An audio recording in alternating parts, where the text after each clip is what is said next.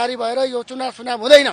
हाम्रो देशमा सबभन्दा धेरै भ्रष्टाचार सिंहदरबारमा हुन्छ। ऋषि धमलाले खोले ठुलो राजकीय चुनाव नहुने हो त झापा 5बाट भने ओलीले फेरि चुनाव भने लड्ने भएका छन्। ओलीलाई भने झापा 5मा हराउन निकै गाह्रो पर्छ भनेर भने झापा 5 के व्यक्तिहरूले पनि भनिरहेका छन् र देशले पनि भनिरहेको छ। र ओलीले भने फेरि झापा 5बाटै आफ्नो चुनावी नारा भने अघि सार्ने भएका छन्। उनले एमालेकै नाममा भने झापा 5बाट भने चुनाव लड्ने भएका छन्। के त्यहाँ बालेन पनि आएर चुनाव लड्लान् त? ओली त मैदानमा उत्रिएका छन्। के बालेनले पनि हिम्मत देखाएर मैदानमा उत्रिएलान् त? ऋषि धमलाले भने अर्को एउटा निकै ठुलो राज भने खोलेका छन्। सिंहदरबारमा सबैभन्दा ठुलो भ्रष्टाचार हुन्छ भन्दै उनले एउटा यस्तो कुरा बताएका छन् जसलाई सुनेर भने सबैजना चकितहरू भने हुन बाध्य भएका छन्। दलहरूले भने आफूलाई सुधार्न सकेको छैन भन्दै उनी भने निकै रिसाएका पनि छन्। तपाईले पनि यो भिडियो हेर्न सक्नुहुन्छ। हाम्रो देशमा सबभन्दा धेरै भ्रष्टाचार सिंहदरबारमा हुन्छ, जिल्लामा हुन्छ, प्रदेशमा हुन्छ।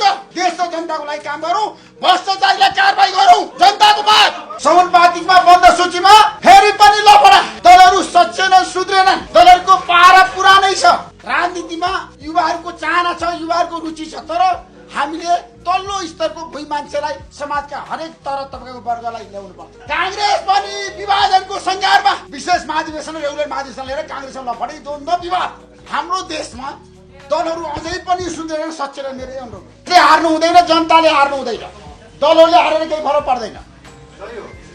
सबभन्दा ठुलो कुरा देश र जनता हो। यसपटकको चुनावको एजेन्डा, यसपटकको चुनावमा गठबन्धन, समानुपातिकमा बन्द सूचीमा फेरि पनि लफडा। दलहरू सच्चेनन्, सुध्रेनन्।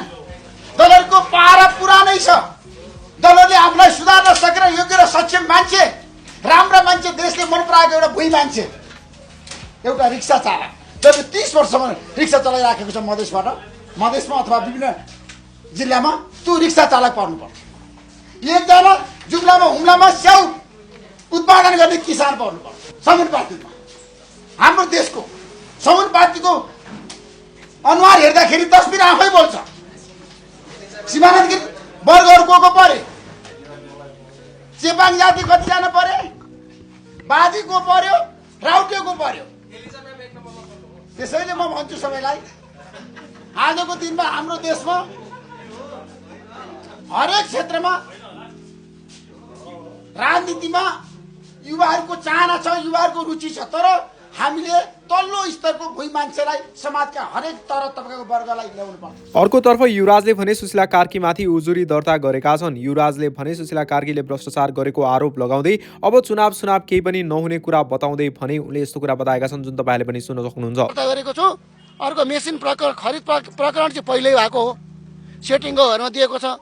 अनि केही बेलामा मेसिन खरिद गर्ने र शुल्क बढाउने टिप्पणी एकै दिन उठेको रहेछ। अहिले यो शुल्क बढाउने निर्णय चाहिँ पछि कार्यान्वयनमा आयो।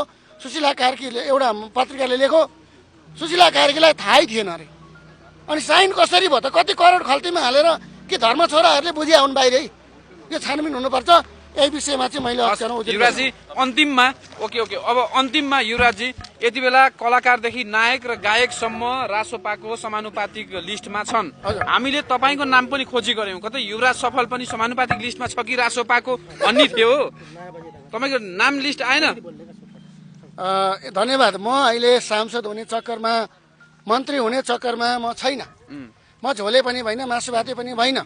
र अहिलेको यो निर्वाचनको पक्षमा मैले सर्वोच्चमा उजुरी दर्ता, रिट पनि दर्ता गरेको छु। सम्भवतः चाहेर रिट जारी भएर यो चुनाव हुँदैन। यदि लग्न रहेछ भने थाउनेका छ, बिहे होला, मासुभात खाऊ भाइ, होइन भने उधारोमा खाऊ म जस्तै।